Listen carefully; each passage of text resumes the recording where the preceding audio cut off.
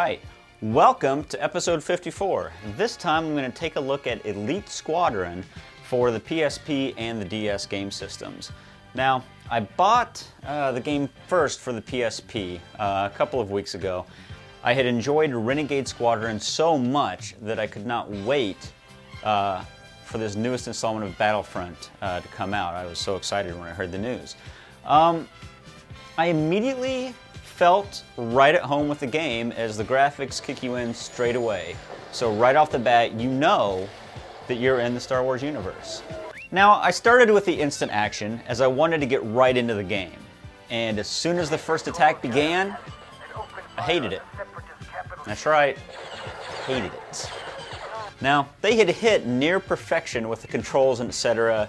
in Renegade Squadron, but they chose to scrap all of that and go back to Battlefront 2 for that game action, and that left a really bad taste in my mouth.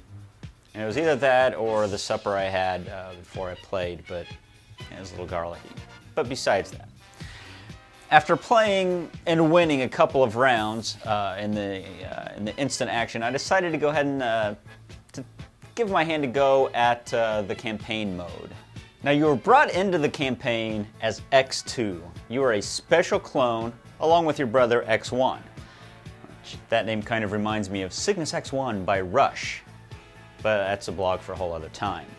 Now, you play through the missions, and when you hit Order 66, that's kind of when you split ways. Your brother follows his orders blindly, where you know what you're doing is wrong, and so you choose the good side, he chooses the bad side, or depending on which way you like to play, the X1 joined the good side and the rebellion is the bad side, so it doesn't really matter.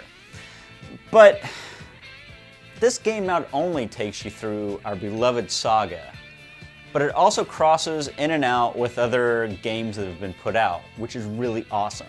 You work a little bit with Call Sarah from Renegade Squadron, and you also come across Ram Koda from The Force Unleashed. Now, as you can imagine, as you help the rebellion, you end up crossing paths with, that's right, your brother X1. Now, there are a couple of minor encounters, and then at the end, he is the boss that you are to beat in order to finish the game. And once he is defeated, you are indeed through the game. Now, as I ended up beating this, I realized I had become actually quite comfortable with the controls and the gameplay, and I ended up rather enjoying the game. I went from hating it to liking it in really just a matter of a few days. Now, one key feature that I really liked are the preset classes for your soldier, and you can choose any one of these. Each one is configured to meet your current needs or however you feel like fighting at the time, and they are changeable in different rooms throughout like any given scene. You can go from one room into another, and you've got an area where you can change in, swap out your gear and become a different preset. Now, you can still make and save your own customized bits like you could in Renegade Squadron, but this feature is quite nice. Another nice bit is the AI, which in this game is a lot smarter than it's been in some of the other games. There are times when you really have to be on your toes. If you're not, you're going to end up shooting and killing your own teammates, and so I really kind of like that feature as well. Now, the ability to go from land to space is also a great feature. With Renegade Squadron, I would, kind of choose a land battle, a space battle, a land battle, a space battle. And I would kind of line those maps up to create a storyline with my own, with the instant action. But with this, everything you do impacts the outcome of that battle. So, you make your way to a ship, you get up into space, but if you fail up there, you're probably going to fail on the ground. So that's a very cool idea.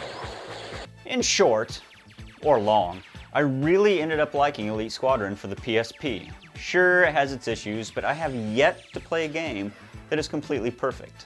Now, the reason it took me a couple of weeks to beat this on the PSP is because I ended up buying the DS version after getting a little fed up with the PSP version, so I actually stuck it, threw it off to the side, and focused all of my energy on the DS. Now, I've got Lethal Alliance for both platforms and ended up liking the DS version way better than the PSP version, because with the DS of Lethal Alliance, you actually had to do things. to get through the different levels. You didn't just walk up, hit the X button, and bling, you know, you've opened the door magically without really doing anything. Sadly to say, that's not the way it was with Elite Squadron.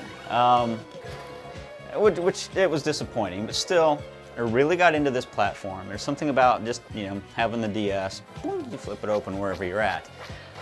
You know, the Elite Squadron is the first Battlefront for the DS, and I certainly hope it's not the last. Now, it's an enjoyable play that follows the PSP version quite closely, and I've read reviews from people complaining about the graphics, but it's the DS, alright? Just forget about it. The graphics are fine on this platform.